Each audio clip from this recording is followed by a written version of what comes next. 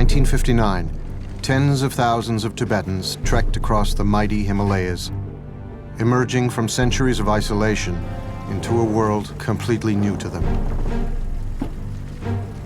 Among the thousands fleeing their homeland was 49-year-old DILGO KHYENTSE RINPOCHE, one of the greatest Tibetan lamas of the last century.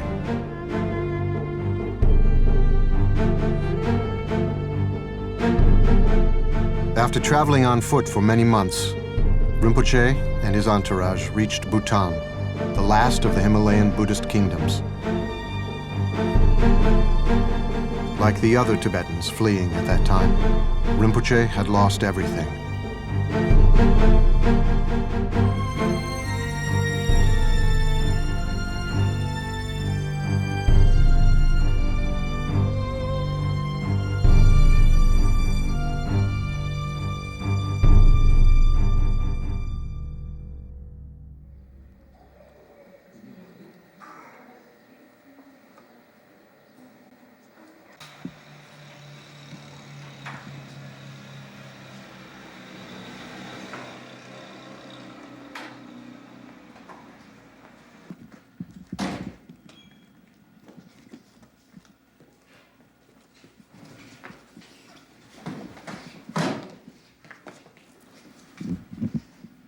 The KHYENTSE Rinpoche, one of my important guru, and since now quite some time, I received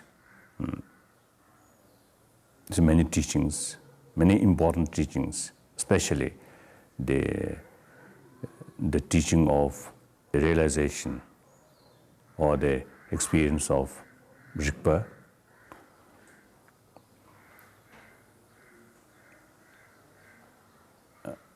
And since my first meeting with him, I got very good impression.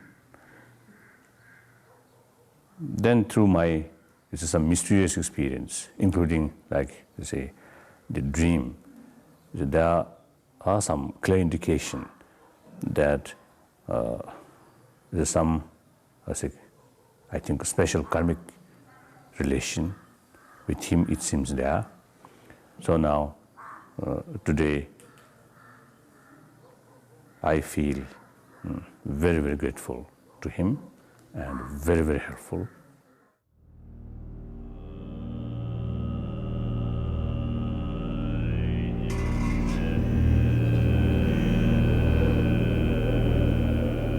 KHYENTSE Rinpoche was born in the DILGO family in the year 1910 in the valley of Denkok, eastern Tibet.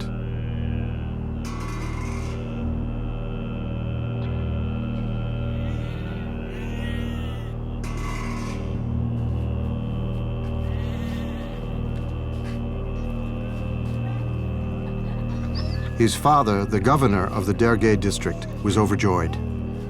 His two other sons had joined the monastery, but now he had an heir to continue his work.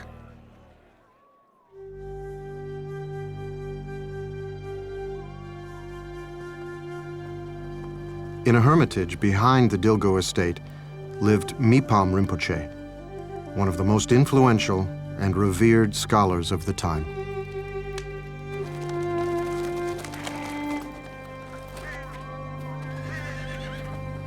He gave the baby the name Tashi Paljor, auspicious glory, and promised throughout all his future lives to take care of him.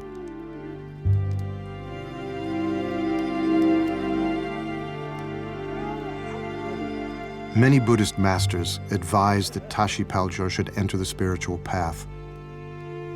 "I'm not going to let him become a monk," his father insisted, who would manage the family's estate and lands.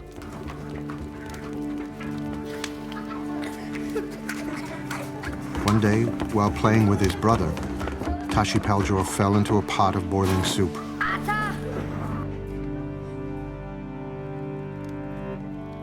His lower body was badly burnt, and he was bedridden for many months.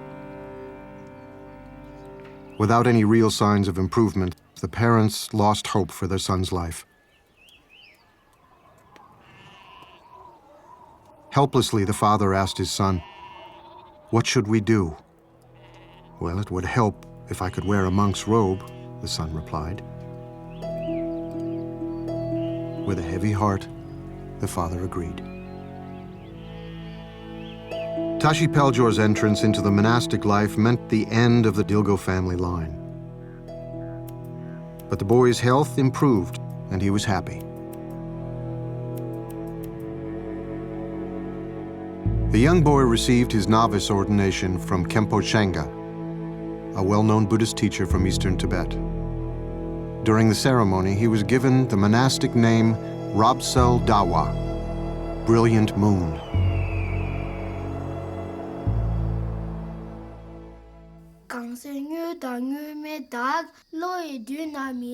Known for his ability to comprehend even the most complex Buddhist philosophies, upon returning from his studies for a brief winter break, the 9-year-old taught his mother the text, The Way of the Bodhisattva.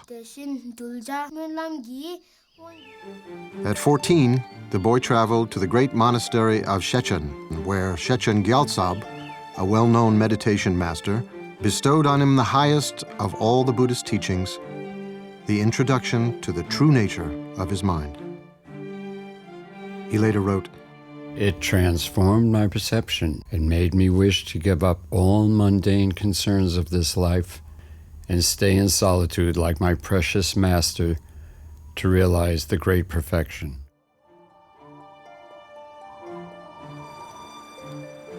Over the next few years, the Dilgo son stayed in a cabin next to his teacher's hermitage. It was here that the young boy was officially recognized as the reincarnation of the great 19th century Buddhist master, Jamyang Khyentse Wangpo. From that day onwards, the young Dilgo son was known as Khyentse Rinpoche, the precious emanation of Khyentse. In 1926, while traveling in eastern Tibet, Khyentse Rinpoche received a letter from his father, notifying him that Shechen Gyaltsab had passed away. Feeling as if his heart had been torn from his chest, the 18-year-old wrote, "Alas, qualified master, though I followed you, the Buddha, in person, I haven't come to a true understanding about the instructions. How can you leave me behind like an abandoned orphan?"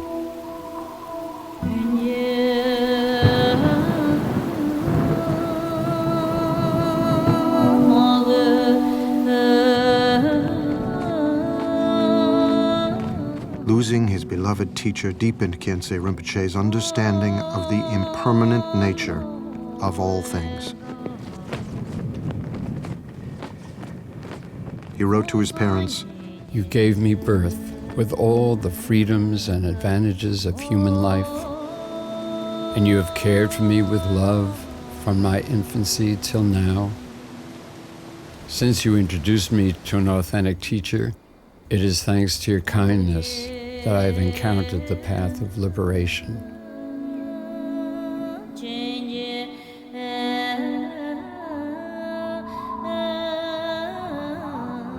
For the next 13 years, Khyentse Rinpoche isolated himself in the caves of eastern Tibet. The only visitor he saw was his older brother, who would occasionally visit with provisions.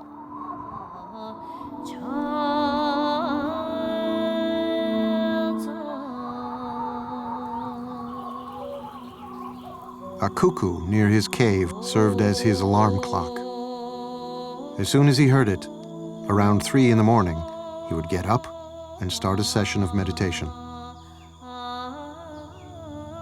After hearing, thinking about, and meditating on the life of my perfect teacher, I have resolved to slip quietly away from all this life's concerns and head for the wilderness of overhanging cliffs alone.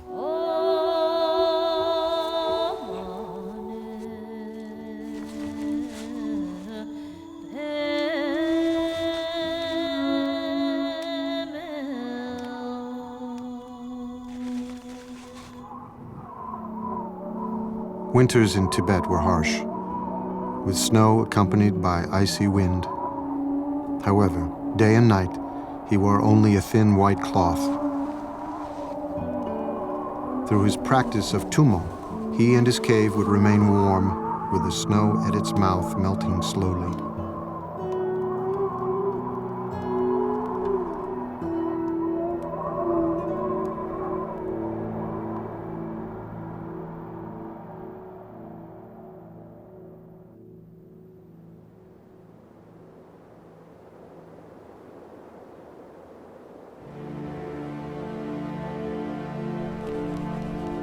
Although for now your sun will hide away in mountain glens, your smiling faces will be with me always. And if I reach the citadel of experience and realization, I shall repay your kindness. Of that you can be sure.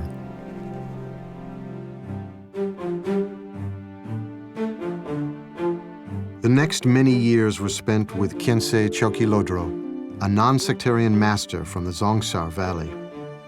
Though Khyentse Rinpoche had always desired to be a monk, at Chokyi Lodro's suggestion, in 1934, he took Khandro Lamo, a local villager's daughter, as his life companion. Over the next few years, Khandro Lamo gave birth to 2 daughters, Chime and Dechen. I was very young, and Rinpoche always goes for retreat.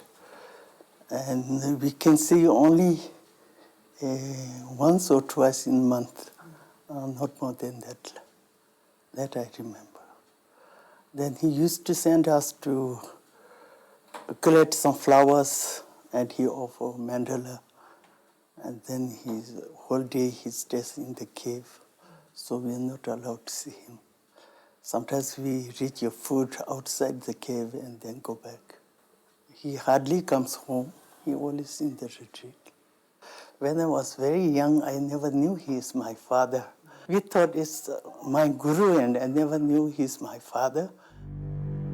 All of Khyentse Rinpoche's teachers had advised him that after properly engaging in study, contemplation, and meditation, he should then uphold, preserve, and expound the doctrine to the faithful. Despite Khyentse Rinpoche's profound wish to spend his life in secluded retreat, he honored the advice of his teachers. He traveled widely across eastern and central Tibet, teaching as well as receiving teachings from various traditions. At Khyentse Chokyi Lodro's behest, Khyentse Rinpoche traveled to Rekong in northeast Tibet. There, he taught the great treasury of precious revealed teachings to nearly 2,000 yogis. It was the start of Khyentse Rinpoche's selfless dedication in making the Dharma available to those who are interested. This commitment lasted until the end of his life.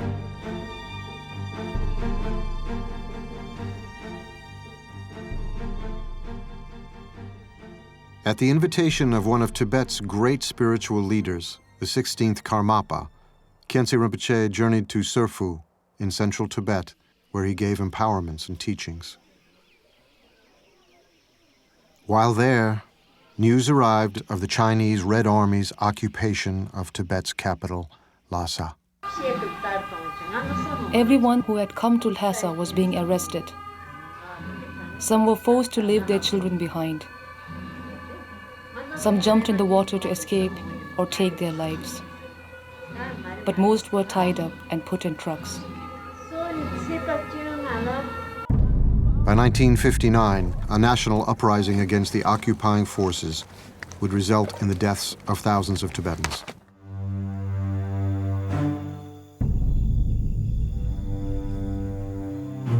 Khyentse Rinpoche realized that his commitment to teach the Dharma was no longer possible in his homeland. Leaving everything behind, including his precious books and most of his own writings, Khyentse Rinpoche and his family fled Tibet.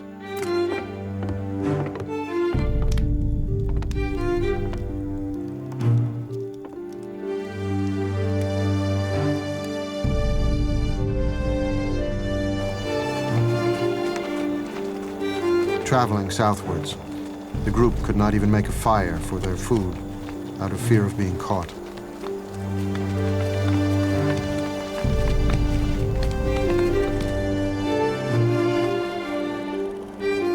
They hid during the day and resumed their escape at night, with a lone moon to illuminate their journey into the unknown.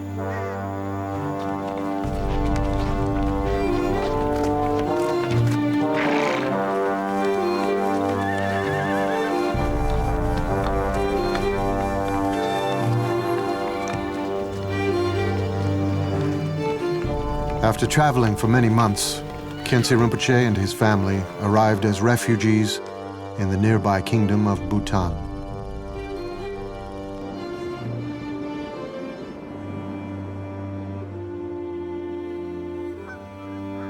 In a foreign land, with nowhere to go and no one to ask for help, they made their shelter under a tree.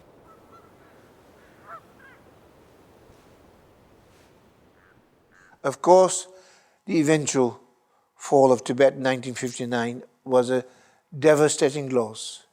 But with Khyentse Rinpoche alive, we did not lose everything, because in this one man, all of Tibet's Buddhist heritage was actually embodied. What was extraordinary was that he took on his glorious manifestation at the very point when Tibetan teachings were arriving in the West and spreading throughout the world. Only a few months into his arrival in Bhutan, devastating news reached Khyentse Rinpoche. His beloved teacher, Khyentse Choki Lodro, had passed away in the neighboring monarchy of Sikkim. Khyentse Rinpoche immediately left for the funeral ceremony and carried out most of the duties involved with enshrining the remains of his teacher.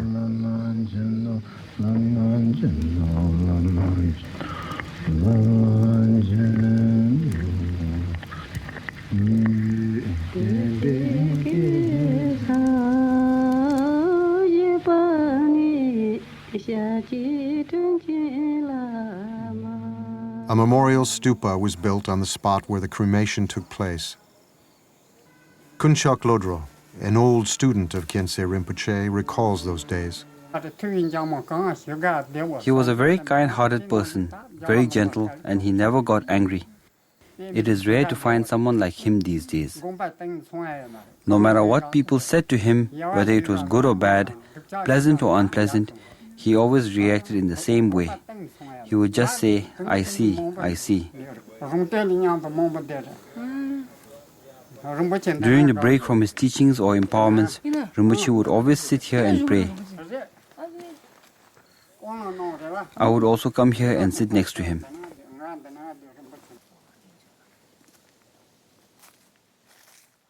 In 1962, Khyentse Rinpoche's younger daughter, who was studying in India at the time, fell ill. He quickly traveled to be by her side. However, after spending only a few minutes with her, she passed away. Though unfamiliar with the local language and lacking resources, Khyentse Rinpoche carried her body to the bank of the Yamuna River. He spent the whole night gathering wood and preparing the funeral pyre. In the early dawn, Khyentse Rinpoche cremated her himself.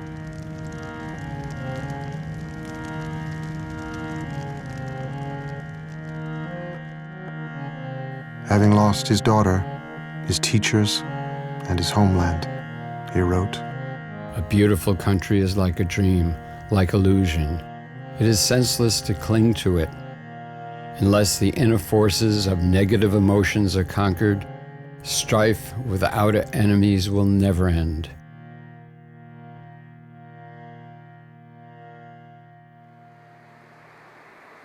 In Bhutan, the Queen invited Khyentse Rinpoche to teach at Simtoka Dzong, a centuries-old fortress that contained a school.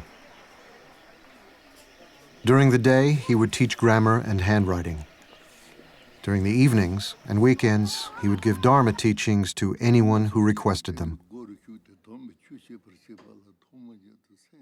One day, the Queen of Bhutan visited Rinpoche with her small child, the future king, His Majesty Jigme Sengye Wanchuk.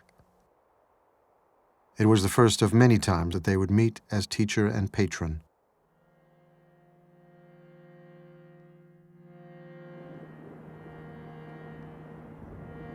In 1962, Rinpoche visited the holy place of Namo Buddha Mountain, where in a previous life the Buddha had offered his body to feed a starving tigress on the verge of eating her cubs.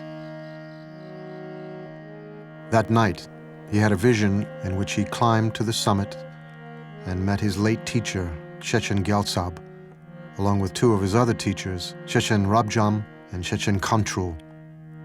Seeing Rabjam and Kantrul with his late teacher, he understood that they had passed away in prison and cried out, The Buddha Dharma has faded. You have been killed by the communists. The happiness for beings is gone. The three masters answered in unison, Serve sentient beings and the Buddha Dharma. By doing so, there will be immense benefit. The combined blessings of the three of us will take birth in your bloodline to serve the Dharma and all beings. Later, news reached Rinpoche that his teachers had indeed passed away in prison.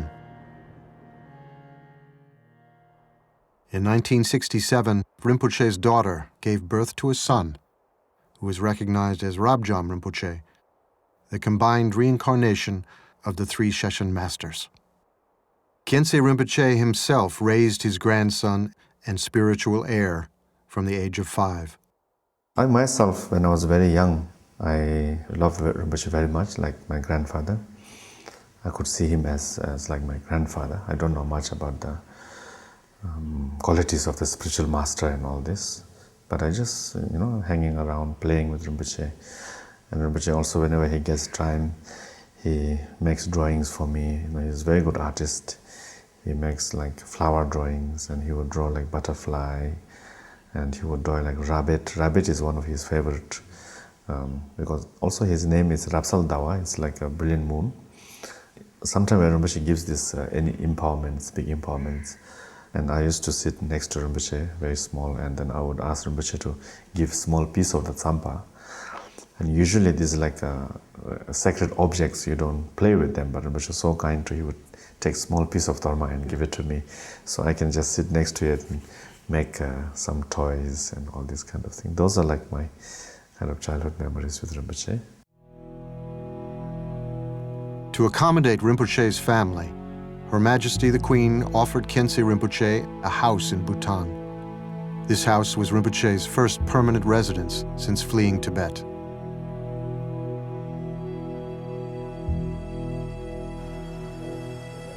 From that base, he traveled constantly to India and Nepal, giving teachings and empowerments to an ever-growing number of students.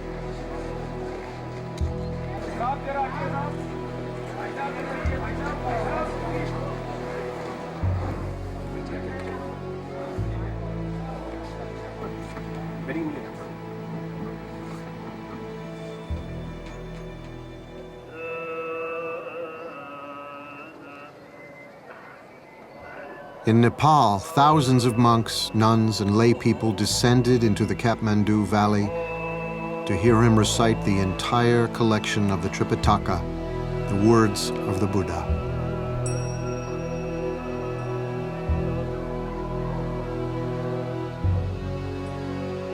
Quickly recognized as one of the great teachers of the time, dozens of monasteries' brightest young lamas came to study under Khyentse Rinpoche.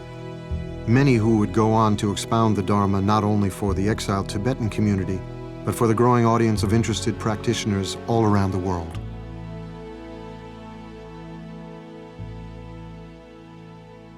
To be a good spiritual lama or a master is one thing, but to be a good human being, good,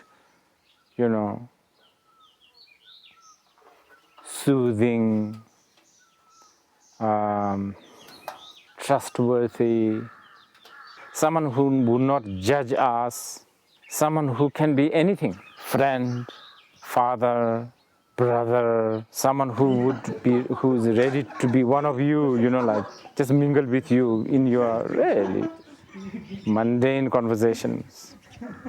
And of course, someone who can switch into someone who gives you advice on worldly matters, life management. I have met many great masters, I must say. I'm very fortunate. But not all the masters are that easygoing. So this is where I have to say, Jabji Khyentse Rinpoche, such a unique quality. He is, of course, as we all know, a great master. But he was a good human being. Khyentse Rinpoche was close with many of the great meditation masters of his time. They not only exchanged their knowledge of rare texts, but they also had the time to share jokes.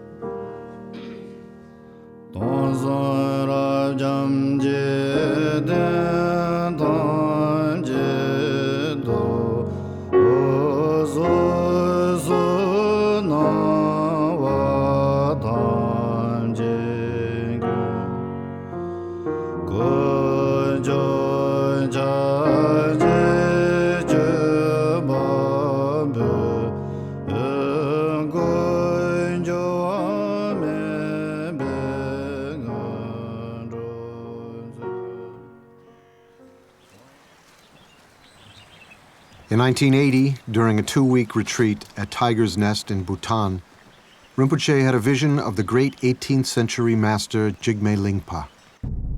In this vision, Jigme Lingpa blessed him as the lineage holder of the heart essence tradition, the innermost secret teachings of the great perfection.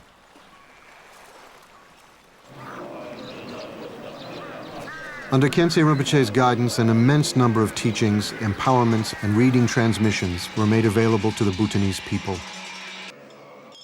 Upon reflecting on Khyentse Rinpoche's impact on her country, the Queen Mother wrote, because the great masters of Tibet were forced to escape their homeland, Dilgo Khyentse came to live in the medicinal valleys of Bhutan.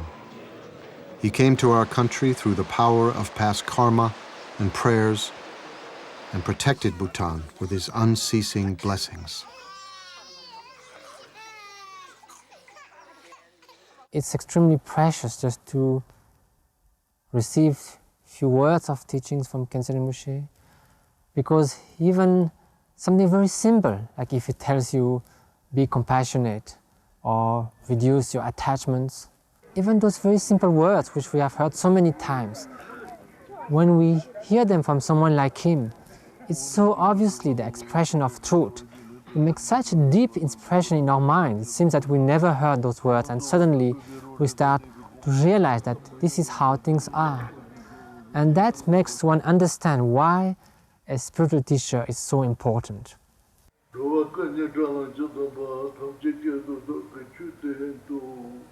Rinpoche had over 60 teachers from all the 4 schools of Tibetan Buddhism.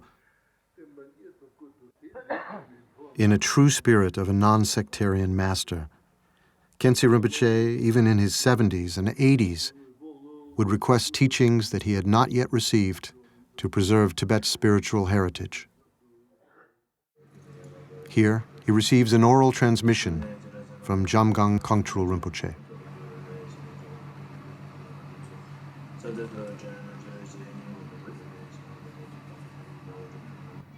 So Khyentse Rinpoche is very, very concerned about the other lineages also in Tibetan Buddhist school. Some lineages, Rinpoche would say that, oh, this lineage has been broken. One time we had this one very, very clumsy-looking monk came into see Rinpoche, and since there's so many other important lamas were there, so we made this monk wait for quite some time. And then after the lamas went, and I said, this monk can go in. So he went inside. Then after a long time, this monk was never coming out. So we say, what he's doing, we went inside and Rinpoche was receiving teaching from this humble monk. And that was like Rinpoche was almost 78, 79, near end of his life. He was still constantly receiving teachings and all this kind of thing. Rinpoche made sure that he was accessible to anyone wanting to meet him. He always said to his attendants, "Whoever comes to see me comes in the hope of receiving some benefit, so don't stop them from seeing me."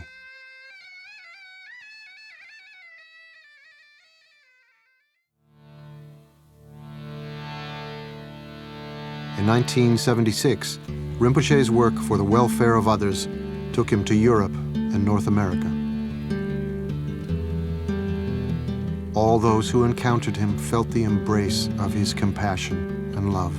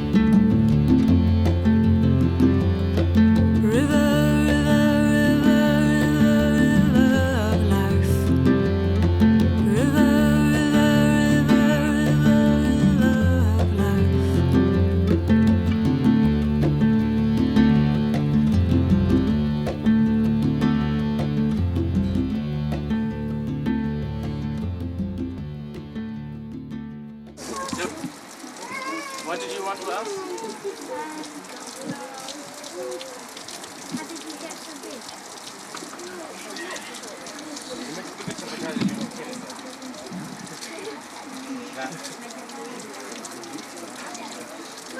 In which he says all his families, from the father's side, they're all big. That's why he got big. What's the difference between money and enlightenment?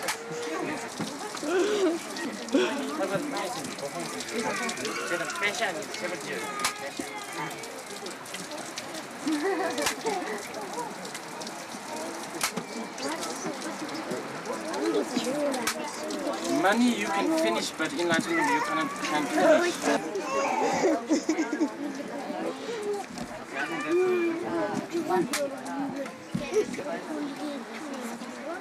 One thing that struck me in the beginning, often I didn't know what he was saying because there wasn't a translator, but when his speech was unceasing when he was teaching.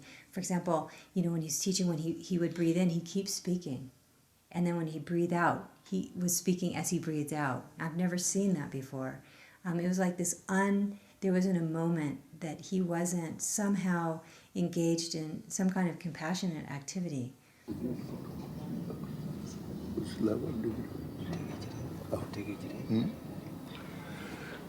Yarsi Pocheva Shani, Shani Rata, them Sotum Kinyamun, Umbajum, Shishini, Tomar Shanita Yatim, Jite Chopamel and Gidru, Hisumbatar, Lopusonji, only did the sender one, Devati sender one, Lepayan, Hipata.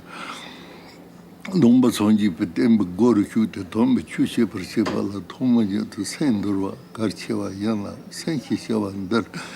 Number two, Palunga, Chajo to you, the deep Masumposha, Jicho, Mona to Gandasa, Tatari, Pachayo to Hovachavahi, Vadil, and Shadicha Tapji, Nuramazina, San Leporo, Nipa Mum Pishana, Shanitim, Karchela, Shanitim.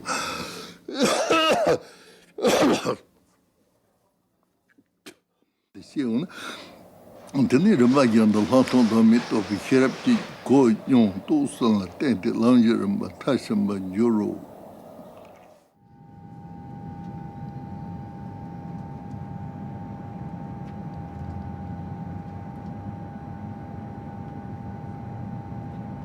After decades of complete isolation, Tibet was made accessible by the Chinese government. In 1985, Rinpoche made his first trip to Tibet after almost 30 years of exile.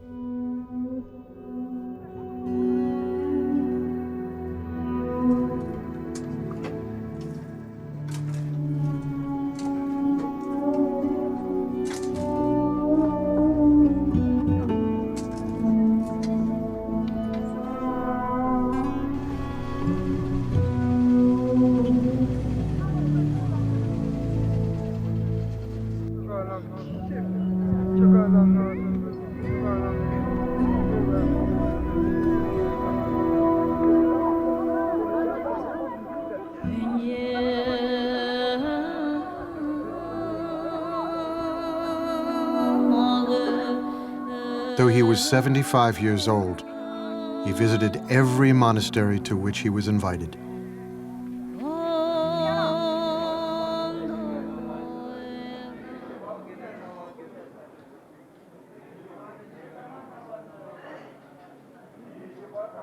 Apart from the joy of seeing his homeland and lost friends again, Rinpoche had another mission to accomplish. He wished to give teachings, empowerments, and reading transmissions to the Tibetans, all of whom had been denied their spiritual heritage for many years.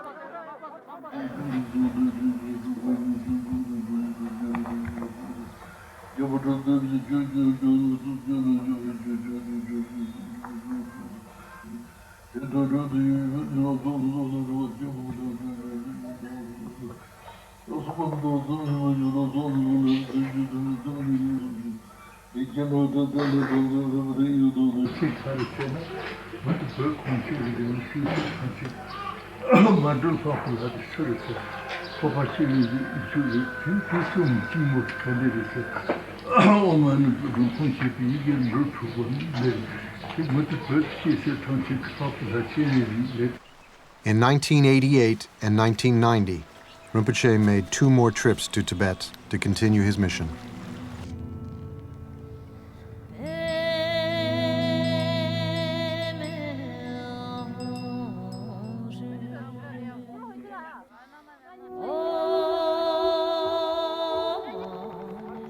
In consultation with the Chinese government, he undertook the immense responsibility of rebuilding monasteries without bias as to the school or sect.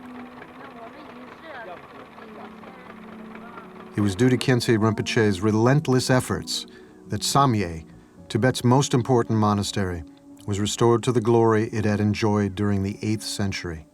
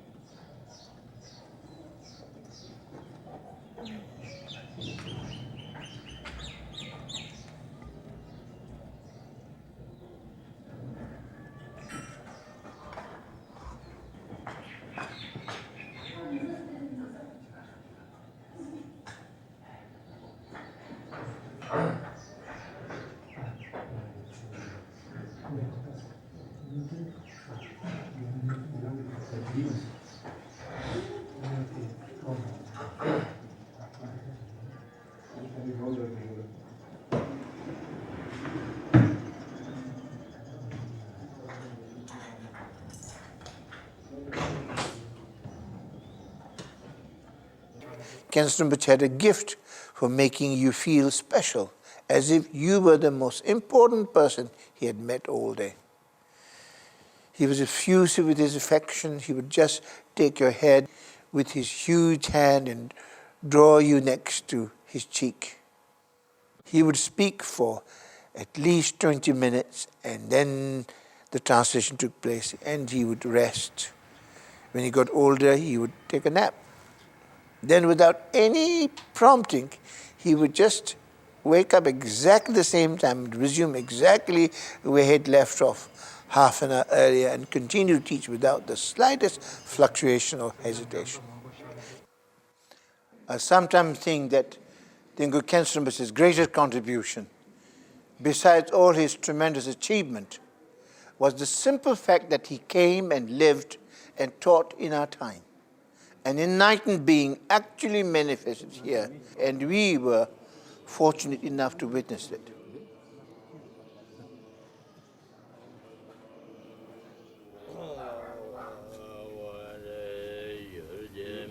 In the Kathmandu Valley, Khyentse Rinpoche consecrated a plot of land next to the holy stupa of Bodha, and in 1980 established Chechen Monastery as a place where the lineage and wisdom of the Buddhist teachings could be preserved and practiced.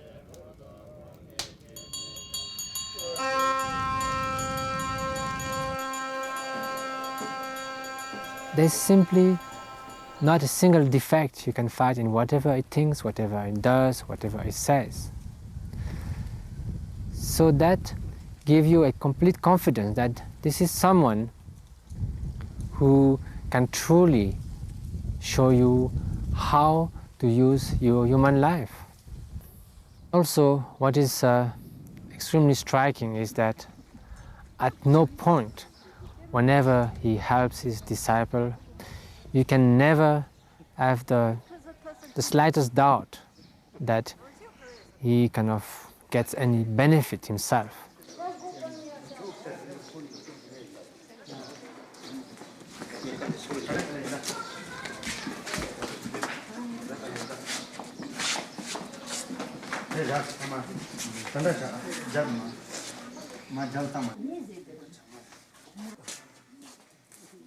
The philosophy and practice of Tibetan Buddhism has been historically preserved in the immense libraries of Tibet's great monasteries.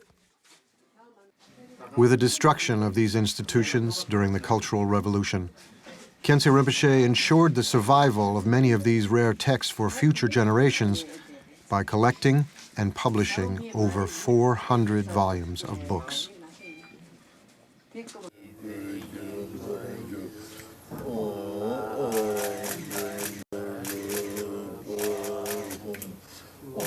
In Vajrayana Buddhism, there is a tradition of discovering sacred treasure teachings through visions. Khyentse Rinpoche, known as a great treasure revealer, taught many of his visionary teachings to his students around the world. As an author, whether he was on a flight or in his private chamber, he composed numerous poems, meditation texts, and commentaries. His writings fill 25 volumes in more than 10,000 pages.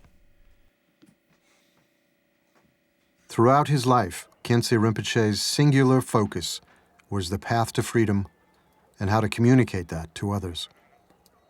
Khyentse Rinpoche's teaching and his life were one. The Buddha explained very detailed the qualities of the gurus. So I found in him those the very good qualities. He great practitioner as well as great scholar, and particularly his basic belief or basic attitude is the non-sectarian, which I very much appreciate.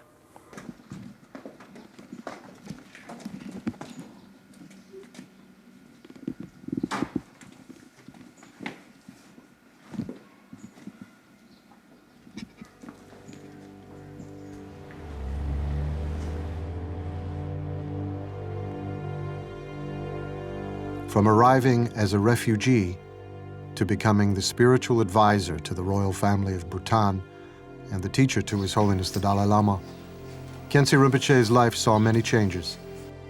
yet his behavior always remained the same. From the influential disciple to the beggar outside the monastery, all of his students deeply felt they had a special place in his heart.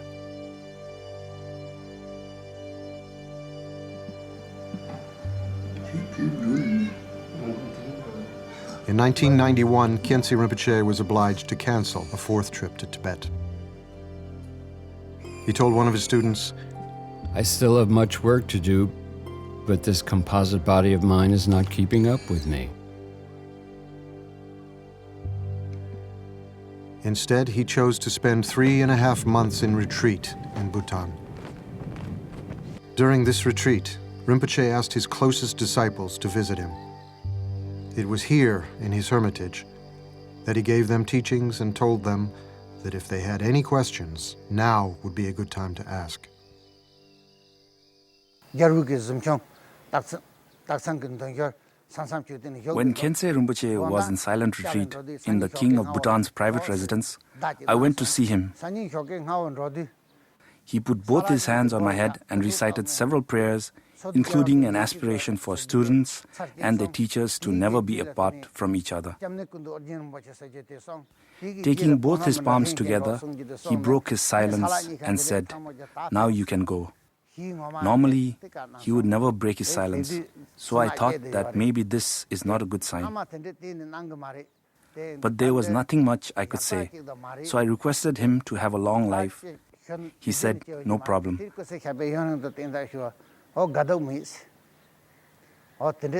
That was the last time we spoke. After completing the retreat, Khyentse Rinpoche visited the site where his new house was being built. To a disciple, he jokingly said, An old man like me who is about to die is building a house to live in. Isn't it ironic?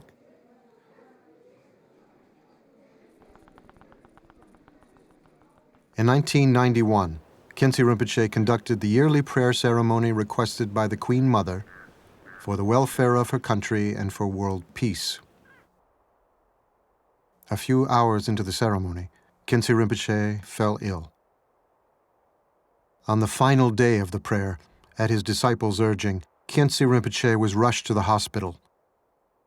In the early hours of the next day, Khyentse Rinpoche passed away.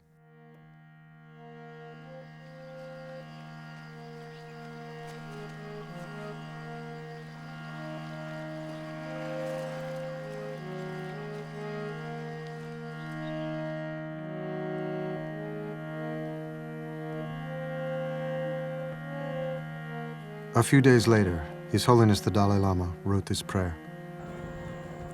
The more helpless beings are, the more it is your true nature to love them. Therefore, to ripen and liberate all beings in this dark age, reveal swiftly the moon-like face of your emanation. A year after his passing, in November 1992, Rinpoche's cremation took place in Bhutan.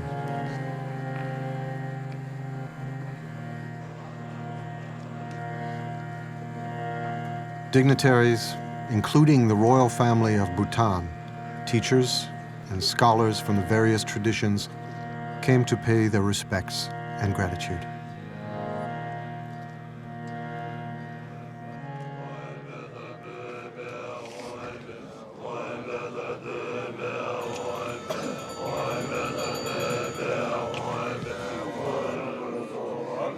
Representatives of the four schools of Tibetan Buddhism, along with the Je Khenpo, the chief abbot of Bhutan, presided over the cremation.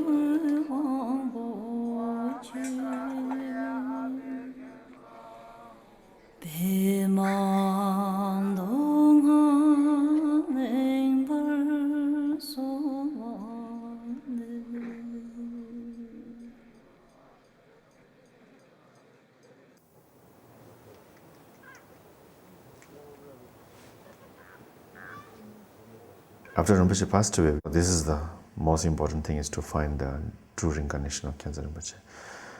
So, since Rinpoche told us many times to go for Trishul Rinpoche, so we asked for Trishul Rinpoche to find the reincarnation of Khyentse Rinpoche. All around the world, Khyentse Rinpoche's students eagerly waited for his return. After a few years, Trulshik Rinpoche had a vision that revealed the year of the child's birth, the names of his parents, and the place where he could be found.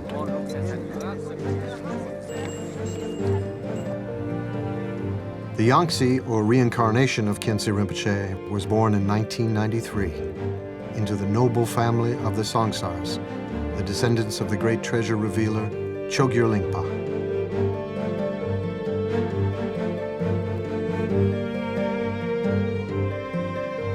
Under the care of Rabjam Rinpoche, the Yangtze's upbringing took place.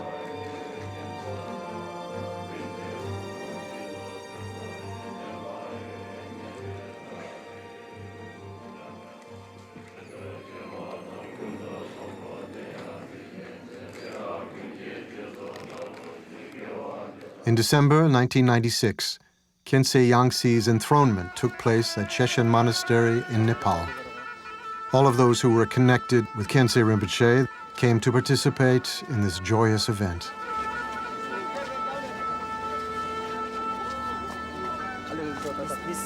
This little bit.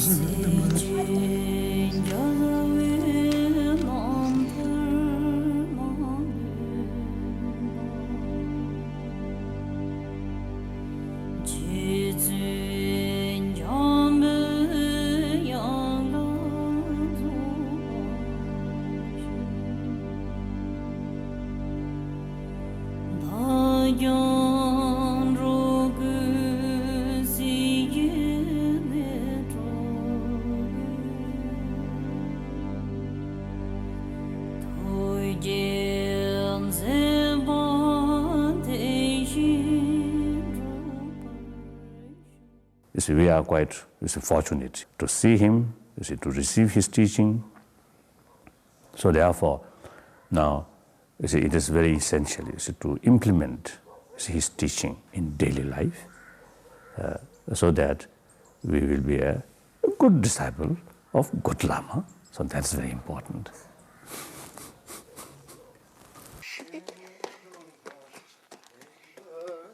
The young Khyentse Rinpoche resides in the same house in Bhutan that was under construction just before his predecessor passed away.